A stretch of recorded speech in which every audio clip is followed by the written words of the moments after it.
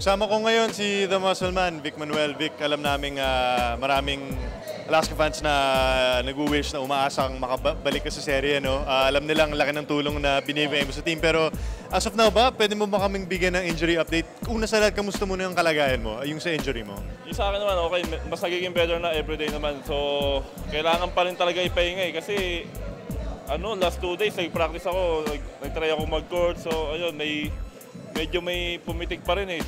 Kaya ayoko muna ipilit kasi baka mas lalong lumala eh. Okay.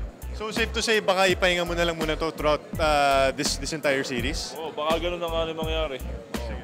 So for you, Vic, nandun ka sa kalagitnaan ng San Miguel series, lumaban ka, kung napanalunan nyo, baka finals MVP nga kayo. No? So gaano ka siya kasakit na hindi ka makatulong sa mga teammates mo ngayon sa Commissioner's Cup?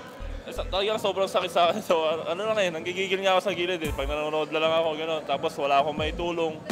Ang naitutulong ko lang sa kanila ngayon, yung pag-cheer ko sa sideline, yun na lang. Kasi wala talaga akong magagawa eh. Kahit gusto ko maglaro, hindi pa pwede. Tsaka alam natin, ang ganda ng nilalaro mo pag rain or shine kalaban eh. Tsaka masaya din kasi yung makalaro yung sila Kinyan, sila Belga, yung banggaan sa loob. Oo, sobrang sarap kalaban nila dyan sa Belga. So, nakaka-challenge. Lalo na banggaan ng banggaan, yung physical nandun.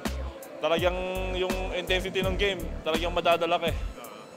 Pero ito, Vic, ngayon currently 2-0 rain or shine. Yung kumpiyansa ba ng Alaska nandun pa rin na makahabol at saka makapanalo ng mga susunod na mga laro ba?